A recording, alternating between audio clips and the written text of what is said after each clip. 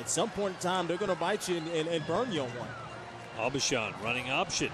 Will pitch it to Wortham at the 5, into the end zone. Touchdown. Desmond Wortham goes in from 14 yards out.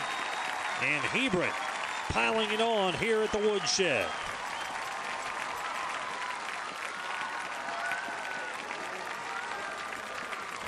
This is well executed on the option play. Great seal block there, and it's the quarterback and the defender one-on-one. And once you make that defender commit to one play or the other, you just simply pitch it out there to your talented tailback, and he coasts in for the touchdown. This is a great shot here. When that defender commits his shoulders, hey, that's easy money. Kick that football out to your running back and let him go to the house. Another high snap, but this time Aubuchon gets the ball down, and Walker puts it through the uprights. 26-3, Hebron with the lead.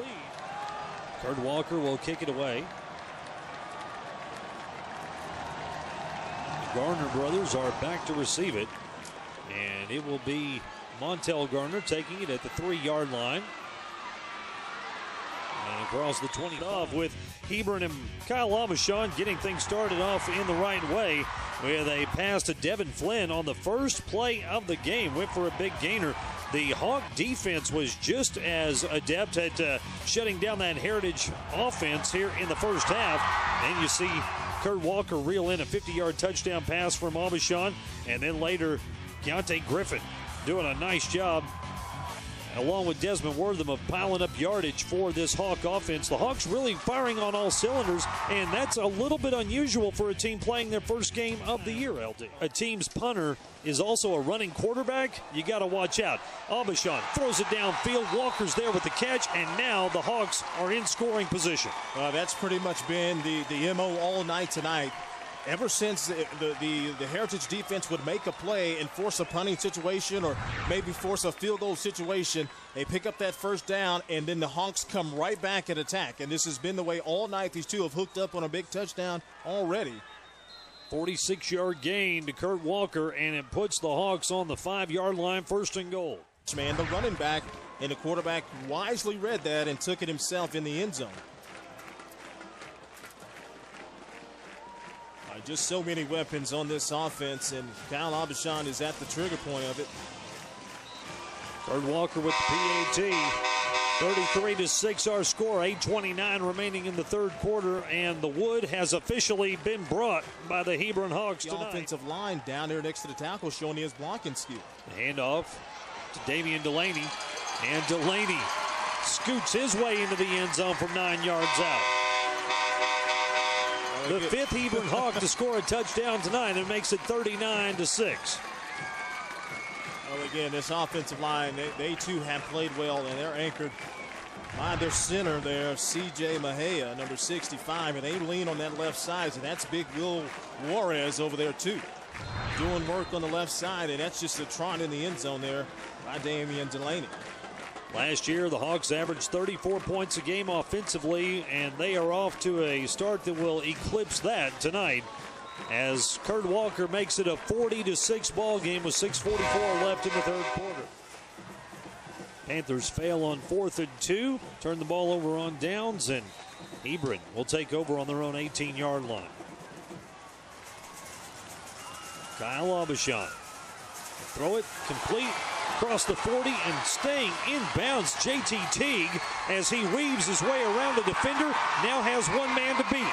Teague picks up a block and takes it into the end zone, 82 yards. Kurt Walker with the final block on the play, and George Teague's boy just made him pretty happy, going 82 yards for the touchdown.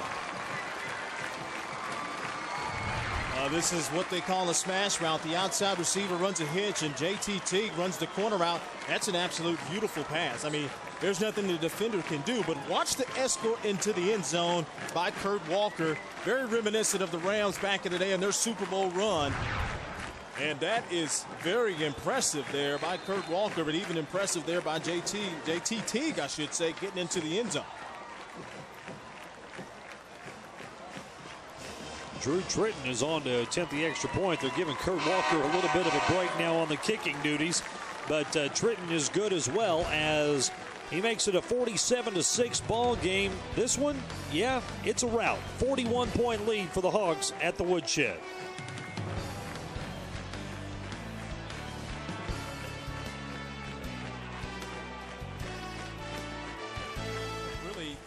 get used to that because he's got the receivers that can take a 5-yard route to the house, 75 yards or more. So he's got the tools on the outside, but also he's a pretty sharp guy too. Apparently, yeah, likes to practice dance moves between offensive series. Higher level. A very impressive win tonight here by the Hawks. Brian Brazel with his 80th win as the head coach of the Hebron Hawks, a 60-27 victory over Mike Fuller and the Colleyville Heritage Panthers tonight, who fall to 1-1. And we take a look at our final stats brought to you by Academy and Under Armour. And you look at the total yardage, LD, 505 for the Hawks compared to 416 for the Panthers. The turnovers were big for Colleyville Heritage tonight. 4 turnovers in this ball game, and a couple of them led directly to scores. Yeah, and you look at that, the 4 turnovers, like you just mentioned, really hurt them and really took a lot of the life out, I would say, out of the Panthers' offense and really put their defense in different types of binds. And you look at the time of possession, really not that much different than the time of possession. Obviously, Hebron led the penalty category, so just some mistakes that they could not overcome for the Panthers, and really the Hawks just pulled away, and there was no looking back at that point. Biggest difference in this ball game was on the scoreboard. 60-27, the final score, as the Hawks win it at the Woodshed. Thanks to everyone who worked hard on this one, including our spotter Chris Montoya, our statistician Robert Walton. For Joe Gum and LaDarren McClain, I'm Doug Anderson, and we'll see you next week in Allen as the Longview Lobos come to the Metroplex to take on the Allen Eagles. Until then, good night, everyone.